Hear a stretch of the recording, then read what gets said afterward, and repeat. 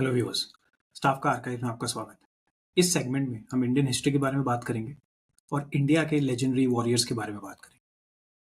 तो इस एपिसोड में हम छत्रपति संभाजी महाराज के बारे में जानेंगे। तो ये कहानी शुरू होती है 14 मई 1657 में। ये दिन बहुत ही ज़्यादा महत्वपूर्ण माना जाता है मराठा साम्राज्य के लिए, क्योंकि इसी दिन छत्रपति संभाजी महाराज का जन्म हुआ। छत्रपति संभाजी महाराज का जन्म पुरंदर फोर्ट में हुआ था और उन्हें छावा के नाम से भी जाना जाता। बट उनका बचपन इतना आसान रहा नहीं। जब वो सिर्फ 2 साल के थे तो महारानी साईबाई, उनकी माता, उनका निधन हो गया था और उनका पालन पोषण राजमाता जीजाबाई ने किया। जब वो 9 साल के थे तो उन्हें एक पॉलिटिकल हॉस्टेज बना के राजा जय सिंह ऑफ अंबर के यहाँ पे भेज दिया गया। ये इसलिए किया गया था क्योंकि एक ट्रीटी ऑफ पुरंदर साइन हुई थी 1665 में, और उसके टर्म्स एंड कंडीशंस से कंप्लाई करने के लिए छत्रपति संभाजी महाराज को वहां भेजा गया था। छत्रपति संभाजी महाराज ने बहुत ही कम उम्र में गरिला वॉरफेयर के टैक्टिक्स को मास्टर कर लिया था और वो अपने पिता छत्रपति शिवाजी महाराज के साथ सुल्तान ऑफ बीजापुर के अगेंस्ट मुगलों का साथ देते हुए लड़ाई भी की थी।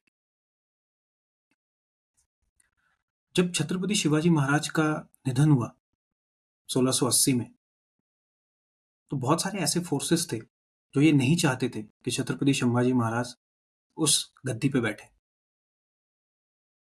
और ये लीड किया था उनकी स्टेप मदर सोयराबाई ने, जो चाहती थी कि उनके पुत्र राजा राम मराठा साम्राज्य के थ्रोन पे बैठे, जो इवेंचुअली हुआ भी। छत्रपति संभाजी महाराज के निधन के बाद छत्रपति राजा राम उस थ्रोन पे बैठे। जब संभाजी महाराज को ये पता चला कि उनके खिलाफ ऐसा षड्यंत्र रचा जा रहा है, तो उन्होंने बहुत स्विफ्ट एक्शन लिया और उन्होंने पन्हाला और रायगढ़ के फोर्ट्स को कैप्चर कर लिया। रायगढ़ उन दिनों मराठा साम्राज्य के लिए बहुत ही बड़ा और बहुत ही इंपॉर्टेंट फोर्ट हुआ करता था। तो उन्होंने जब ये कैप्चर किया तो उस कैप्चर ने ये इंश्योर कर लिया कि मराठा साम्राज्य के थ्रोन पे छत्रपति संभाजी महाराज ही बैठेंगे, और इवेंचुअली वही हुआ। 20 जुलाई 1680 में he was crowned as the Chhatrapati of the Maratha empire. अब ऐसा बोला जाता है कि उनका जो फर्स्ट मिलिट्री कैंपेन था वो एज अ गिफ्ट उन्होंने अपने आप को दिया था for his crowning as the Chhatrapati of the Maratha empire. वो first military campaign Khan Jahan के अगेंस्ट था, जो दक्कन के वाइसरॉय हुआ करते थे, और वो अटैक बुरहानपुर नाम के एक शहर में हुआ था जो औरंगजेब की फेवरेट सिटी मानी जाती थी। छत्रपति संभाजी महाराज ने मराठा ट्रूप्स के साथ बहुत ही स्विफ्टली उस सिटी को अटैक किया और बहुत ही स्विफ्टली वहां से निकल भी गए। और ये अटैक कोई पहला और आखिरी अटैक नहीं होने वाला था।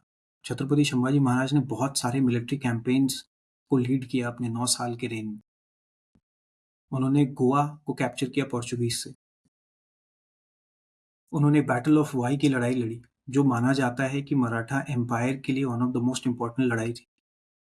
वो बैटल ऑफ वाई की लड़ाई मुगलों और मराठास के बीच में लड़ी गई थी, जो कि बहुत ही thick forest of Wai and Mahabaleshwar में लड़ी गई थी, और मराठा साम्राज्य की जीत हुई थी वहां।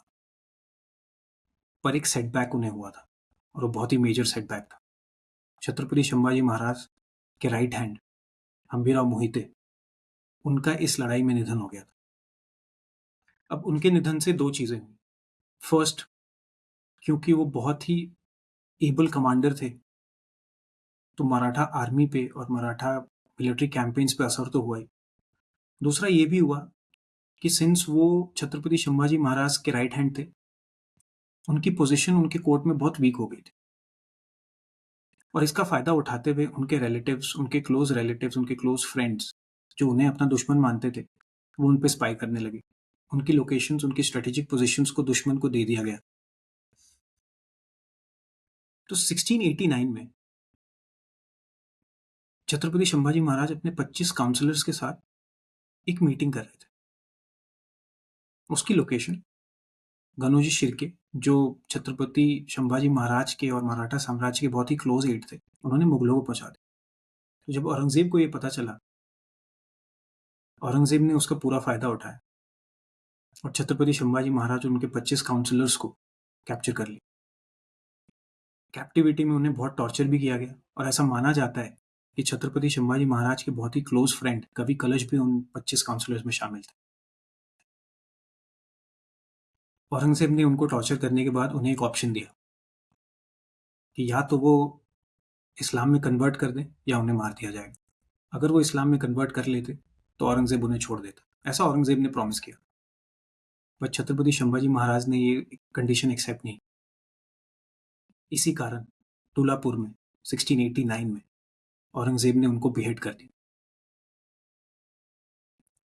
अब छत्रपति संभाजी महाराज को एक और नाम दिया जाता है, उन्हें एक और नाम से बुलाया जाता है और वो नाम धर्मवीर है।